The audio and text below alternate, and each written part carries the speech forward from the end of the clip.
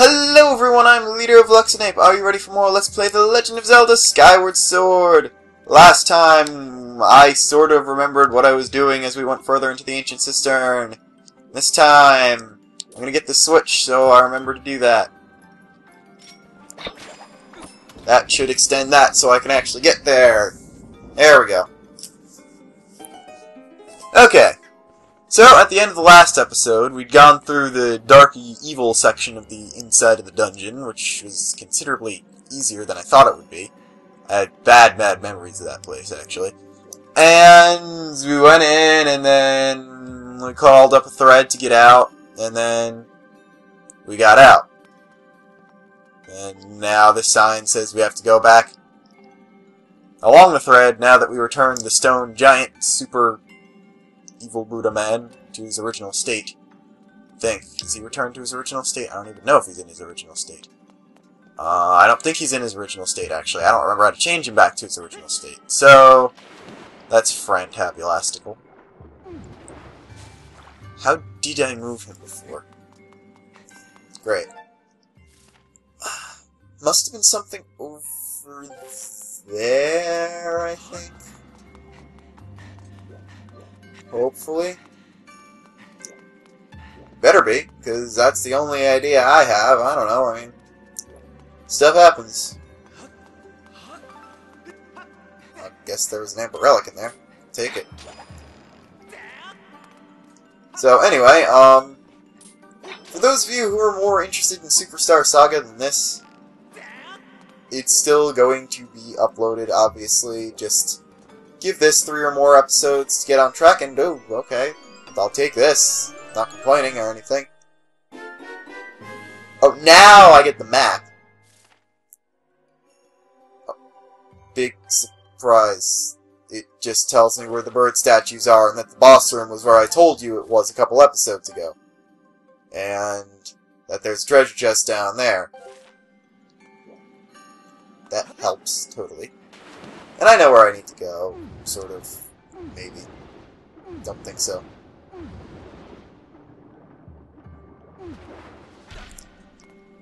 One thing that annoys me. Where is the switch to change the height of the thing? Unless it's already fixed. I don't think it's already fixed. Let's find out by going down, I guess? What's at the top? Okay, at the top is there. Yeah, I guess I can just go back down the thread whenever I want to.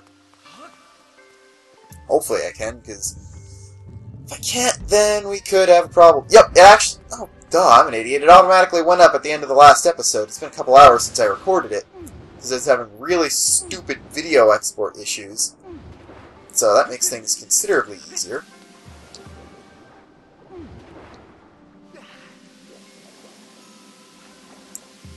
Link, get out of the thing. Come on. There we go. So, as I mentioned before, this dungeon was inspired by a short story known as The Spider's Thread. I think it does not say when it was written, but basically, this is a Buddhist story, 1918, there we go. It was written in 1918, and it seems to have been taken from...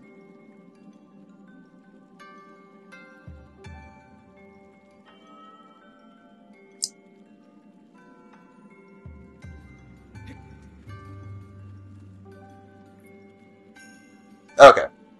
Never mind.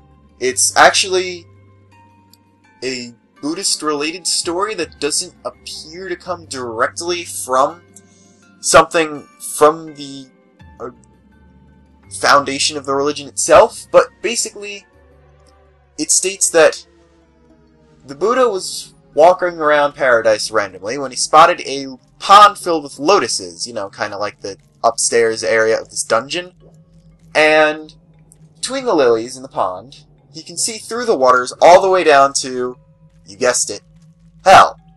And he can see all the people who did bad things in their lives suffering down there. and he sees someone particular, someone named Kandata, who had actually done one good deed in his entire life, which was avoiding stepping on a spider when he saw it, which is the reason there are so many Skulltulas in the dungeon. Give me a second. So, I should probably... So, obviously the fact that it's so many sinners are the cursed bokoblins because they can't escape death because they're already dead, and you have to keep killing them, and it's really annoying that they take so much damage before they finally go down. And I also can't read the internet while I'm doing this, so I'm going to face this direction and brandish my shield and hope it does something. Alright. So, Buddha was moved by the act of compassion by Kandata and took a thread from a spider in paradise and lowered it down through the pond into the depths of hell, obviously like the thread. By chance, Kandata looked up at the sky and saw the thread coming down, grabbed onto it, and started climbing up. And if you notice, I guess I didn't raise the Buddha statue somehow. Also, and there are more of these dudes over here. What am I supposed to do? Alright, I guess I can read and walk at the same time, sort of. Sort of, maybe. Maybe, sort of, a little bit, maybe, kind of. Not completely half. Entire. Ow, ow, death water. Okay. How am I gonna pull this off? Oh, I can. Got this poison thing surrounding me that's gonna kill me if it drags me down, doesn't it? Yep. Okay, so I'm going to leave the underworld section and figure out exactly what I am supposed to do. Anyway, back to the story. I decided unfortunately I can't do the Gaijin Guma thing because I had so many breaks in the talking that it's going to be impossible to edit. Unfortunately, I can't do that, so I'm sorry, people who wanted me to do that, to get back at those people, but looks like we don't have a choice. I don't know. My shelf voice isn't working today, that's not good.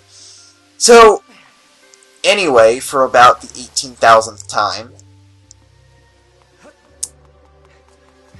the guy's on thread, and since the climb is very, very long, since, I mean, you're going literally from hell to heaven, so it's kind of a bit long of a way to get there. No, I'm not going to start singing Endless Possibilities again, don't worry too badly. I decided last episode I'm going to stop it. Sailcloth, thank you. Jeez. Anyway, he stops in the middle of the rope and starts to look downwards, where he sees all the other sinners who had noticed him starting to climb on the rope, or thread, or whatever, and they started climbing up. Those are the cursed bokoblins that try to pull you down. When he looks downwards and sees that he might escape, he says that the thread is for him and for him alone, yelling back at them that they cannot follow. Because as soon as he says this, the thread breaks, because he went against the act of compassion that he had that would save him.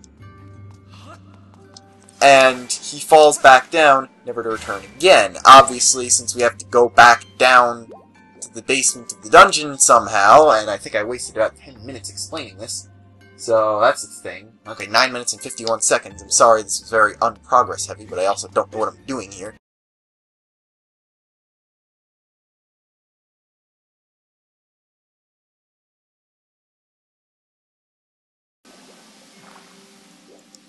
So yeah, it only took like half an hour of searching to find this place, but I finally know what I'm supposed to do.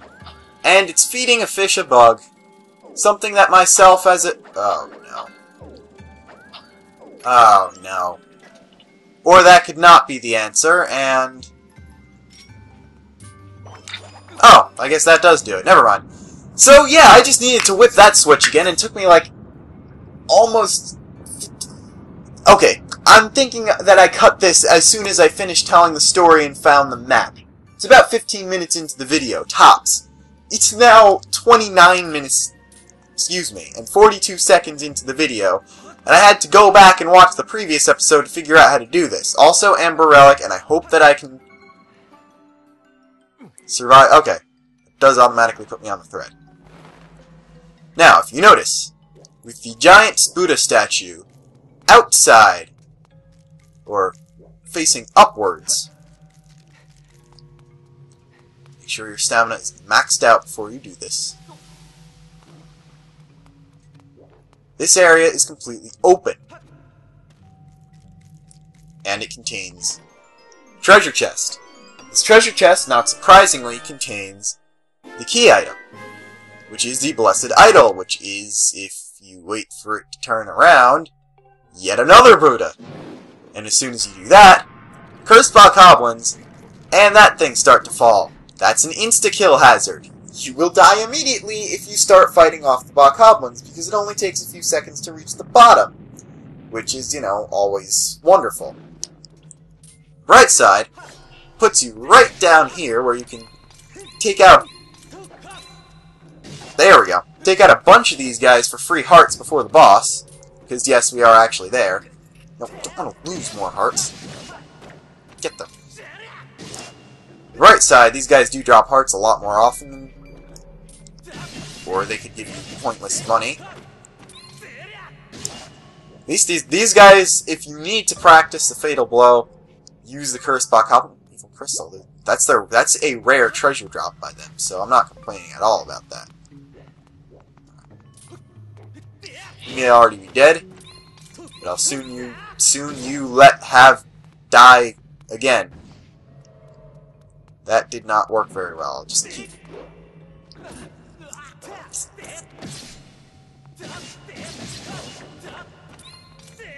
taking these guys out until I get the heart and the quarter I need. Actually, just one heart will be enough. Don't need a quarter, even though that could potentially keep me alive. This boss hits hard, so... Actually, I think there are a couple skulls down here that usually give you some health. Got the heart medal, right? Yeah, I have the heart medal, so...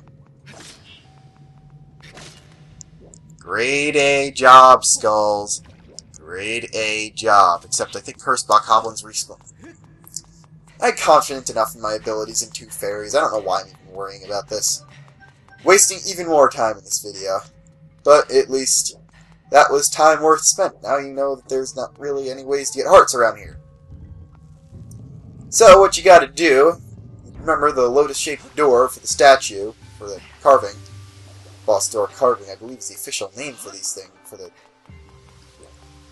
big key, boss key replacements in this game. I swear, they actually did it not for any other reason than to finally have a way to fix the big key, boss key controversy.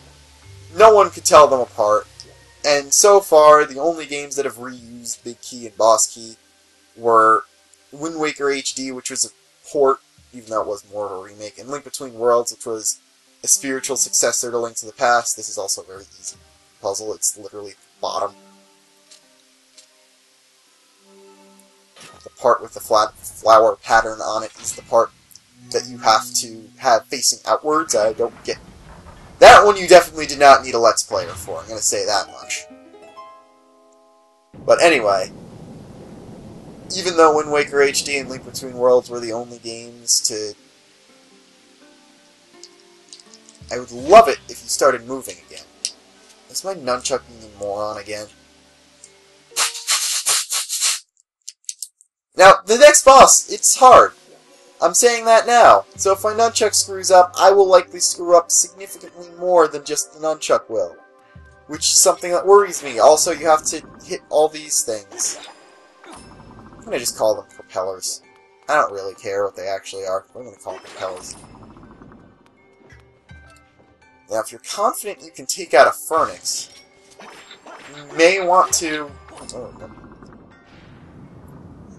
just beat a couple of them to see if you can get a couple more hearts if you're not maxed out. I mean, I don't have as many hearts as I probably should, and there's a little disconcerting, but it gets even creepier when you see that the neck part can extend even further past where it was before, up through the ceiling.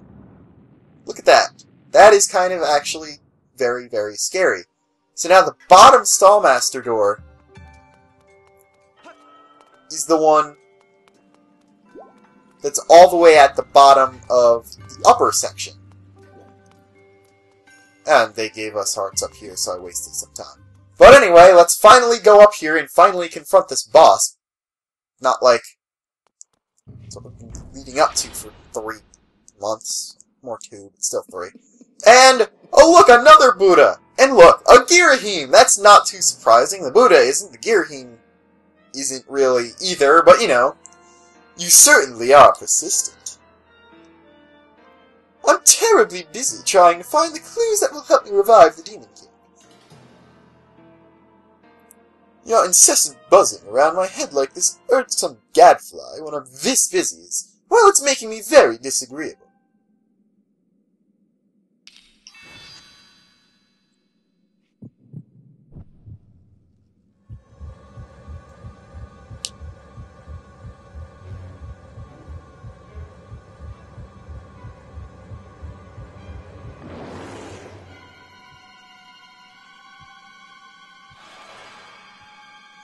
Yeah, and you thought this dungeon could get any more twisted? Meet Kalactos, the ancient automaton, and the boss of the ancient cistern. Lots of ancient stuff here. Target lock, Kalactos. This ancient automaton defends the ancient cistern and eliminates intruders. The cursed energy supply Girahim provided to this contraption has given it power far beyond its conventional limits. The red orb-shaped cores embedded in its torso and arms provide it limited stability and prevent it from falling to pieces. So, yeah, keep your whip out and goad it into slamming its arm down. You can, okay, just kind of stand here. Run to avoid. Rip the arm out using the red core I was telling you about. Obviously, this guy is smart as Zelda bosses go. He's covering his weak point, which is obviously the big red core on his chest, immediately. You gotta do something along the lines of that, and something along the lines of this.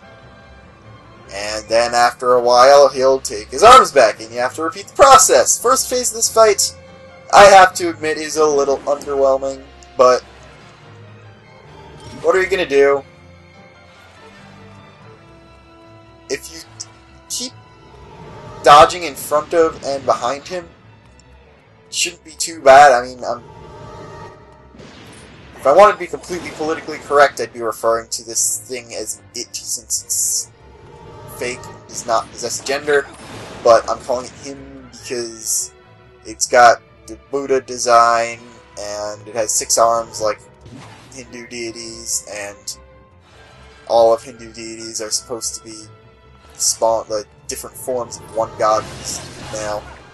So we're gonna go with that. Also, Kalactos for some reason sounds like a male name. I don't know why. So unnecessary removal of arms here. Not exactly an arms dealer here, but I'm saying here a lot lately. That was just the first phase. Don't worry, they were not going to let you get away that easily. When I saw the first phase of this fight, I was like, okay, that's about Girahim's twisted. I could see him doing something like this. I can't see people making something like this. When this happened, I kind of, holy crap, peed my pants and ran out of the room for about 5 minutes. Until I realized that I'd left the game on and that I would have killed and that I'd inevitably killed myself here. So phase 2, I believe, gives you an extra message from Phi.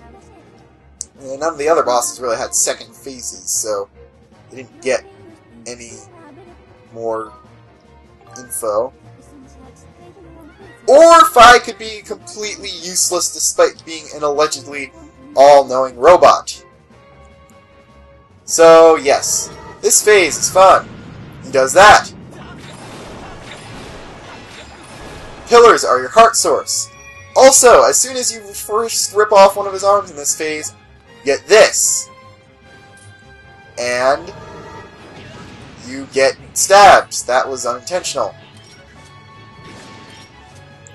And you get the pickup message. Now, Girahim, I thank you for going through all this trouble to try to kill me. If you want parts yourself, you can do this, actually, which is cool. Also, if you get hit, you drop the sword. As I was saying, Girahim, I know you're evil, but you're still a nice guy. And that's not just because you're an interesting character in Hyrule Warriors. That's because you went through all this trouble just to try to kill me. You think that you could destroy yourself in a mere heartbeat. And I thank you for doing that and going through all this trouble, but there's one thing I have to say, I'm sorry. 'Cause I'm lactose intolerant! And as soon as I make that joke that I've been saving up for literally years since I first decided to do this LP, I almost completely screw up this weak point chase. Also, you probably saw something related to Fire Emblem Awakening, a critical hit thing with Link pop up on the screen. That's also something I'm trying to do. And not just in RPGs themselves, because there are equivalents of critical hits in almost any game that I play. So I decided I'm going to do that to be cool and to actually have something unique on this channel instead of reference someone, reference versus, reference Chugga Conroy. Alright, and this, after you go through one point, you can start summoning weaker Curse Bokoblins. There you go. Now, if you're experienced with this fight, the thing is, the pickup hitboxes for these swords are a little not good. Oh yeah, you're gonna hate that attack when he has all 6 swords. I'm gonna say that now. Let's just do this. The advantage of Link being small is actually helpful this time because he can attack a little bit faster than Galactos can using the sword. It should only take... Yep, 3 critical points in this phase. I mean, obviously once you break through the Great covering the weak point, ow, you can just use your regular sword, but Galactos' sword is so much more powerful, you're really stupid not to use it. And it's the only enemy weapon you can use in the game, unlike Twilight Princess, and, well, not Twilight Princess so much as Wind Waker. I don't think Twilight Princess can do much. Wind Waker. We're going to say Wind Waker is the game where you can use enemy weapons. Yeah, unlike Wind Waker, where it was actually a big thing, this is the only enemy weapon you can use in the game, so it's kind of special. And 5 swords is still a little deadly when he uses that attack. I'm hoping he stops sometime soon. Stop? Okay. So if I can get the legs out, he can't attack you with the arms, and you can actually cut the other arms off if you want to for no reason. It may give you a little more time critical, but... yeah, that boss fight was kind of more twisted than Girahim is himself. Girahim's kind of like the lovable, scoundrel, arrogant, gentleman thief type bad guy. But that's just freaking freakity geek. And I'm really glad this room lights up a lot and gives you a heart container immediately afterwards, because I don't think I could take another dark thing immediately after that. You know what? So I'm proud of myself at finally being able to pull off that joke that I've been waiting so long for. I'm going to end this on full health even though I'm getting a heart container. Except that... oh, I guess I collected it. The heart vaporized. Never mind! Let's just pick up the heart container! Yay! You know what heart containers do. Then I keep accidentally hitting B. I'm really not used to... I'm more used to Xenoblade's controls than this because after my... I don't think I told this story because I didn't have videos to do it since I wasn't recording, but my Wii U broke the day I got Xenoblade Chronicles, which was tragic in itself that I couldn't record and stuff. Even more tragic in the fact that I could not play Xenoblade Chronicles on the Wii U. I also couldn't wait for the Wii U to get fixed since it took 2 months, obviously. So I actually went through an entire 80-hour playthrough on the Wii using the same Wiimote and nunchuck I'm using here. And I cannot... is the only game I use this setup for. Since once I got the Wii U back, I was playing like Earthbound and Mario Kart 8 and stuff, and catching up in Superstar Saga using the gamepad. But yeah, that's the only game since I previously before today, Xenoblade was the only game I used the Wiimote Nunchuck for before playing this again, so I'm more used to B being the useful stuff button in Xenoblade. And also, Fi kind of caught on fire. I think we should probably point that out. This is the part where you say something. Raise your sword, master.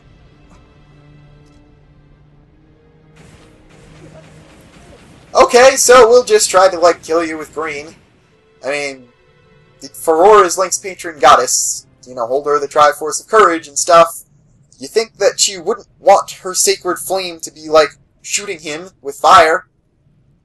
But, the sword! The flames of Furore have improved your sword, making it longer and sharp enough to do twice as much damage.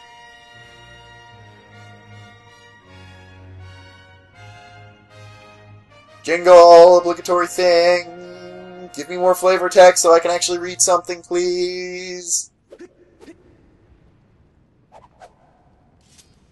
Or just badass sword twirl, that works too. Anyway. Let's see what happens next. Speaking of the Triforce of Courage, Link suddenly has that on his hand. It's not the actual Triforce of Courage, it's just there. It's a mark because it's a flame. I guess he might have a little bit of the Triforce thing in him because of the sword. Sacred flame has purified your blade, enhancing and evolving it. With your sword now enhanced, you are ready to learn a new melody. We should return to the Isle of Songs. Gee, I couldn't guess that we had to return to the Isle of Songs. Linfield save. Thankfully, it teleports you out of the dungeon immediately. Unfortunately, that happens. And I don't remember the voice I used for the Water Dragon last time, so I'm just gonna go with the first thing that pops into mind. Ah, the sword you carry is different since I last saw you. Yes, I see it is much improved. To think the goddess's chosen hero is but a mere boy.